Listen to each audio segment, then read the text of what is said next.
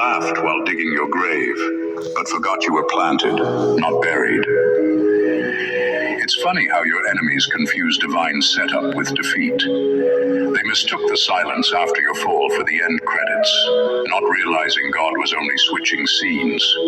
Every chosen one goes through that eerie calm before heaven flips the script, the moment when everyone thinks it's over, but the author is just clearing the stage. The brutal truth is, your enemies didn't just underestimate you, they underestimated timing. They thought you were losing momentum, but you were actually being recalibrated. When the spotlight turned off, they relaxed, posted victory quotes, and started motivational speaking about your downfall. Meanwhile, heaven was busy updating your access level. Psychologists say that when people witness someone rise above what was meant to destroy them, it creates cognitive dissonance. Their mind literally struggles to process how the underdog won without their permission.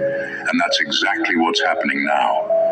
Your enemies are not just shocked, they're mentally buffering, trying to reload a version of reality where you were supposed to stay broken. See, their awakening wasn't gentle or poetic. It was brutal. It was the kind of awakening where pride meets proof, and denial has nowhere left to hide. The tables didn't just turn, the entire dining room got rearranged.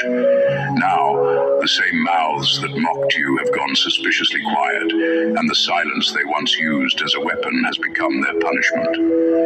The chosen ones were never meant to clap back. They were designed to outgrow the battlefield. And when you finally did, your enemies had to face what they tried to bury. The realization that you were never the problem. You were the prophecy they mishandled.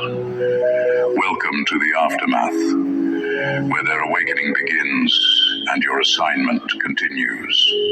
They finally realized you were the test, not the target. They finally realized you were the test, not the target. For a long time, they believed the goal was to break you, to make you question yourself, to pull you down from a place they didn't even understand.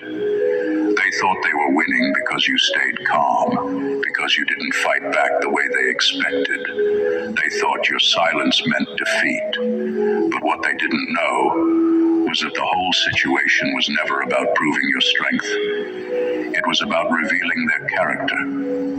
You were sent into their lives, not to be destroyed by them, but to expose what lived inside them. When faced with light they couldn't manipulate. When you entered their space, something in you disrupted their comfort, not because you attacked them, but because your presence carried truth, and truth naturally irritates the false.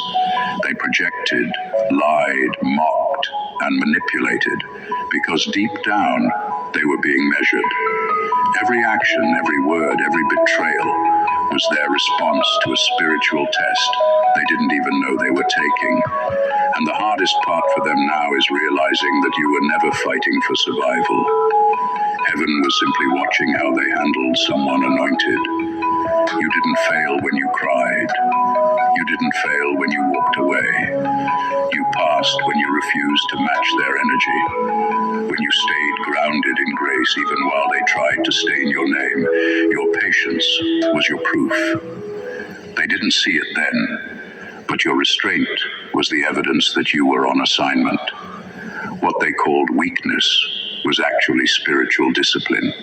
Now that truth has settled, they're forced to look back and see the pattern. How every time they tried to harm you, something in their life began to unravel. It wasn't coincidence, it was consequence. The moment they realized you weren't the target but the test, regret became their teacher.